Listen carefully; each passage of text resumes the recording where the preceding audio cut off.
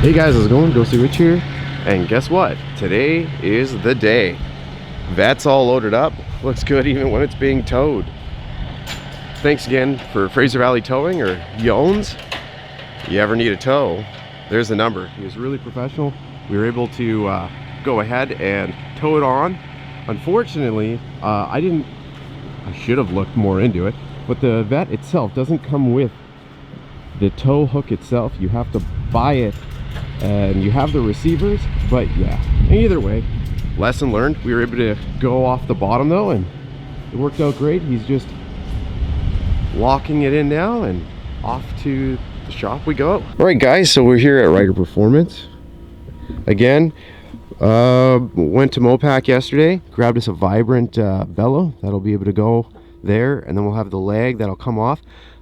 That'll go right here. I did pick up a leg to make it a little bit easier on us, so that way it just saves a whole bunch of time than having to try and cut a 45 into a 90, and then there's a whole bunch of unneeded welding and a lot of unneeded spots that are potential for failure. Not saying they will fail, but it's potential.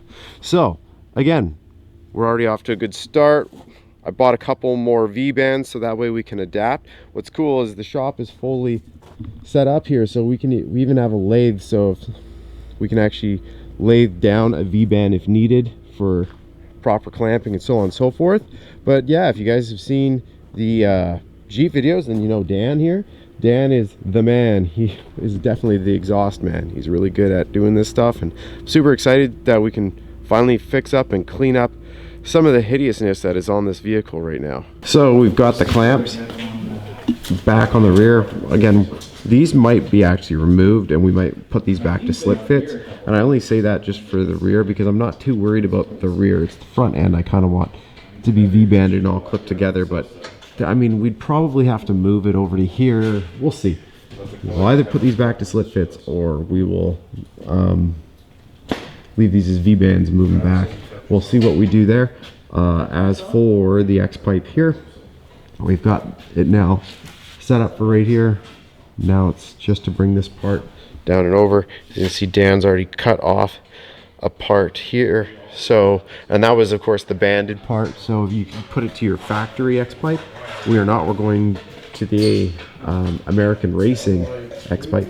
So again, it's actually not that much either. We just have to do a slight cut and then modify it to come in. We might end up actually cutting the flange and then clocking it a little bit, because we noticed that there was a better path. So we'll see what way we go there. As you can see, if you have not before, look how close that gets to the steering rack. So that's the fun part, is trying to make sure we hug this over to keep it off the steering rack. It'd be more accurate. Welder assistant in action. Yeah?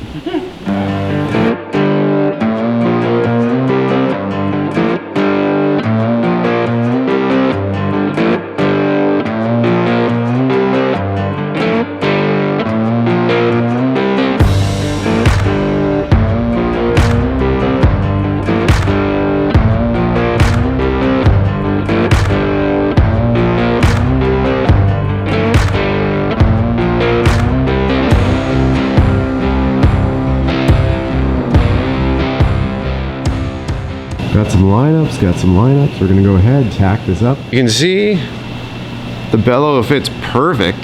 That's a really nice piece from Vibrant.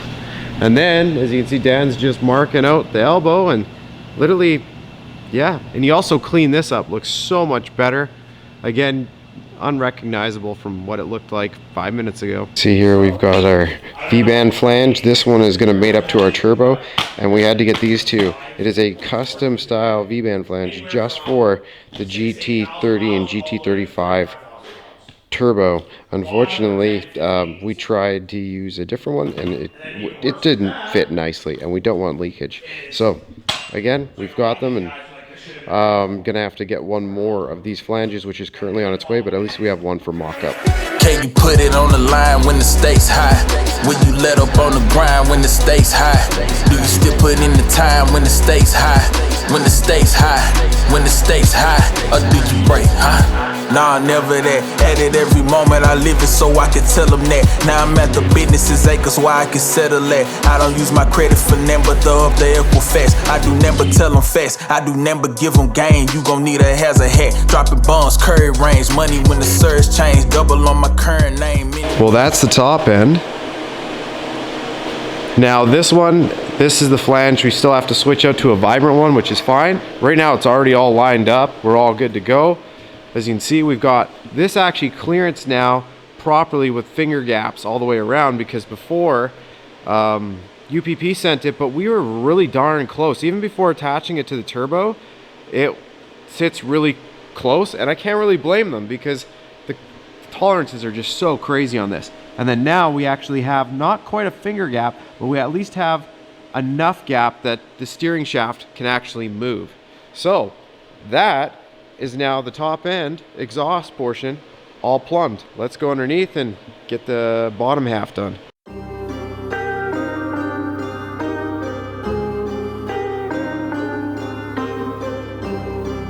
Yeah.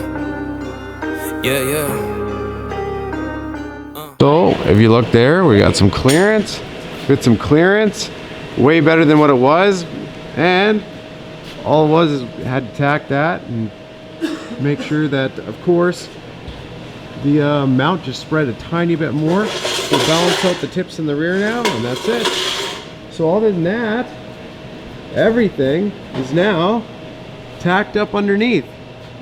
It's ready for Dan to work his magic and just put his buttery touch on everything.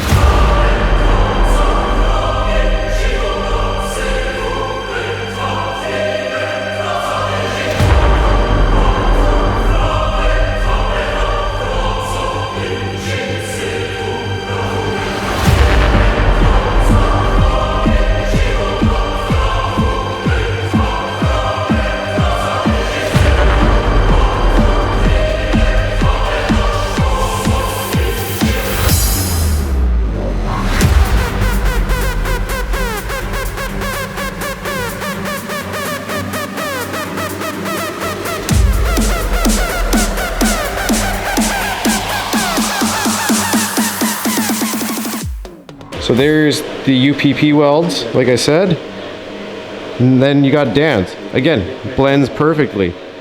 Let's go ahead and remind you of what the other guy did. And there was the Cameron Special. Well guys, that's where we're gonna leave it. It's all welded up. There's one other piece there. All it needs is the vibrant flange welded on. That should be arriving tomorrow, but it's only one small piece. You don't need to see that right now. After that, the next time you see these parts, they're probably gonna be cerakoted. So again, this is where it stands.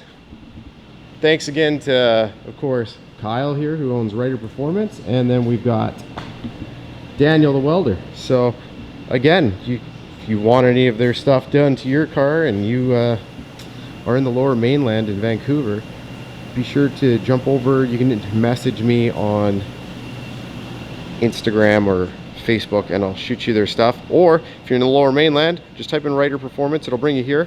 And as for Daniel Fabrication, he'll be on my followers list or tagged in a post. Anyways, thanks again, guys. Press like if you're enjoying the content, subscribe for more. Well guys, just like that, the car is back in the garage. I'm super excited to say that I've already started to peel things off, or we just decided at the shop that we wouldn't put, say, that manifold back on and whatnot, just because we already know everything fits, and this one's got to come off, and then we can go to cerakoting. We just have to wait for that other flange to arrive. That will go to Dan. Dan already has the part just sitting there. Once I get him that flange, welds it on, it's done. This goes to cerakote. Once it goes to cerakote, I will try and address as much of the wiring here while this is in cerakote, so that way I don't have to deal with that and there's less layover time. I'm still so happy with this. I'm gonna grab a piece once again. I'm so happy with those welds. Like, it just looks so good, and those are UPP and then those are Dan's. they just line up. They're going to look really good. Some will say, oh, well, the rainbow effect, what's that's from? It's just from a different gas. It could be also from the climate and so on and so forth. Nothing to worry about. And again, it's all going to be the same color once I Cerakote it. And it's definitely way better than it was. Anyways, guys, thanks again as always for watching. And stay tuned. It's going to happen quick, or maybe not. Who knows? Christmas is around the corner. And we all know you can't put a timeline on other shops. Unfortunately, it's just the way of the industry. I wouldn't even try to peg it on anybody. It's just the fact that, I mean, you even see it with DDE and Alex Gintani. It's not that Gintani can't give them proper timelines. It's just life happens, projects happen. And if one car is giving you a bunch of problems, you jump onto the next and that one's giving you problems, and then you have 4 giving you problems. Well, you can't pick up anything else until you get those problems out of the shop. So, again, I could go on all day.